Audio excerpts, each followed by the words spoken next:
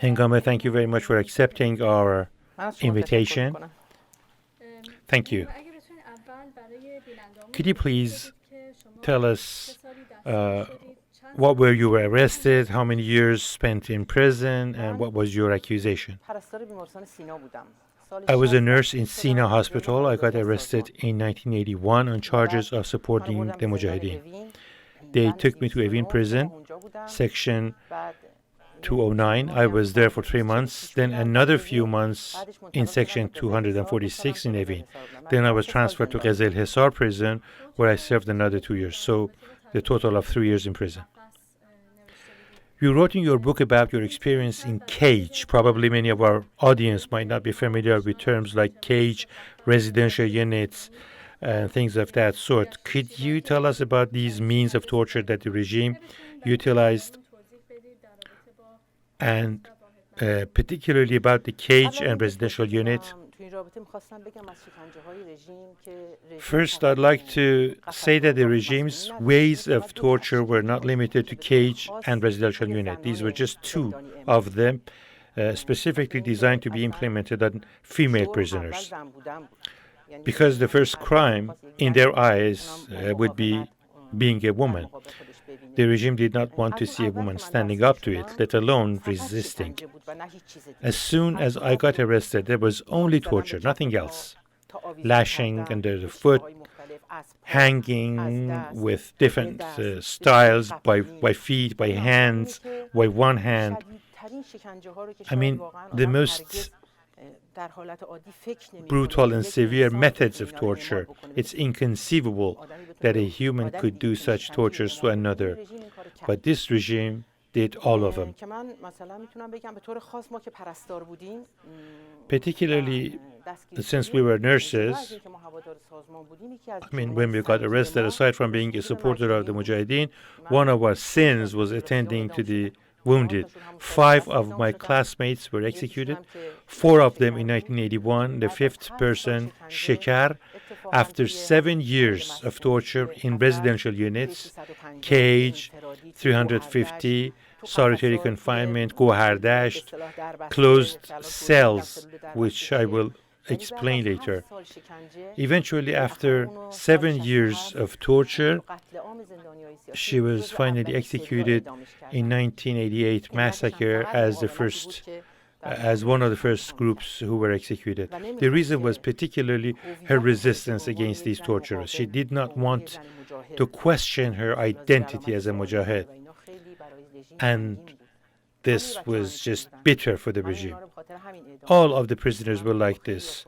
Khomeini executed all of them for this very reason. I remember many of them, Mojgan Sorbi, many underage kids, 14 or 15 years old, who turned 18 in prison. They executed all of them. To tell you about cage and residential unit, it was in Qazil Hisar prison, since the resistance by women had actually become very hard to swallow for the regime. Haj Davood Rahmani, the deputy of Lajewardi in Qazil Hisar, made a few cages. They made series of cages. We named them cage. There were also devices called coffins. And also the residential units, which was called by them as dog houses, because it had terrible living conditions, no light, no sanitary. They would toss the food at the prisoner as if they are feeding an animal. As for the cage, they took for delusive reasons. For example, we made tea, and they punished us. Although I had seen all sorts of tortures by the regime, this one I couldn't believe. I couldn't believe that they have made such a place.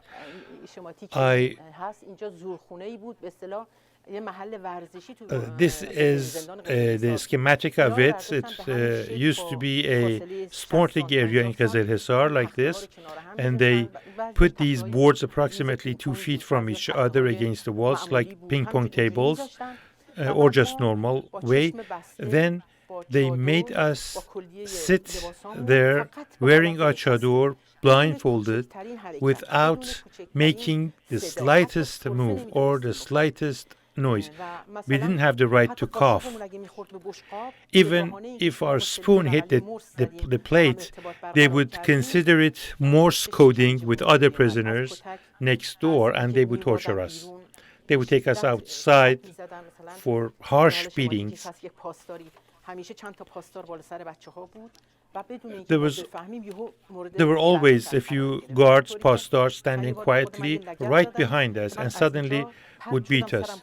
For example, once they kicked me, throwing me against that wall. And this was the softest way of communication they had with us, let alone those unspeakable punishments.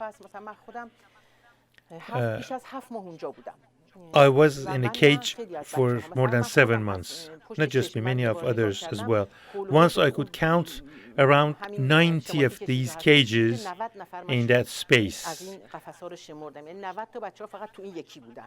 So only in this one, there were 90 prisoners.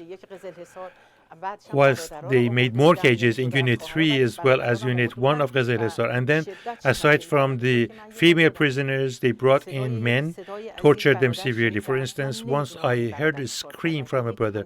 I don't know what they did to him, but it was a scream that for a long time I could not sleep remembering that scream. It was so terrible. And after the scream, he shortly shouted and then became mute. I don't know what they did to him. Later on, when they found out that the women, the Mujahid women, were stronger than these tortures, that resulted in some conflicts within the regime. For example, Khomeini's heir apparent Montazeri opposed that. Some of the families went to Montazeri complaining that they don't know about their loved ones. The executioners tried to hide the location and the situation of the prisoners from their families. We were kept in horrible conditions. The families were seeking for us everywhere, in hospitals, in morgues. For example, my friend Shekhar, there are 3 nurses, my fellows. They were executed in 1981, except for Shekhar Mohammadzadeh, who was put in cage and also residential units. And this is Tahmine, who was also executed in 1981. All of them were executed on charges of being the Mujahideen and taking care of their wounded. Shekhar told me about the horrible tortures in the residential unit. She said, when we came back to the appalling cages, it was like we got some rest. That was the extent of tortures carried out in the residential unit. When Shekhar was telling me about this, she was shivering. She couldn't talk, and I stopped her because I didn't want her to be under that kind of pressure. In the residential units, they were kept standing for long, long days. Shekhar told me that she was forced she was kept in standing position for 6 days. And this is how much she could count, and then she fainted and went unconscious.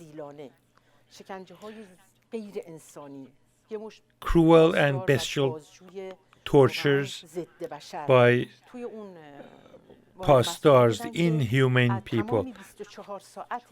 In the residential units, all 24 hours they were watching over the prisoners. They said, we are Muslim women and you are men. And imagine, not ordinary usual men, but vicious interrogators and pastors standing above you, depriving you of any privacy. They said we didn't even dare to go to bathroom or take a shower, or because they were always watching on us. Shekhar said they instructed us to imitate the voices of animals, and then they would ride us like riding a horse and told us to walk in that situation. They wanted to crush the personality of the prisoner. If I were to tell you about the tortures, it will take forever, many years. Thank you very much for giving us the opportunity to hear part of the crimes of the regime. In hopes of putting an end to the immunity of the regime and putting an end to the regime itself.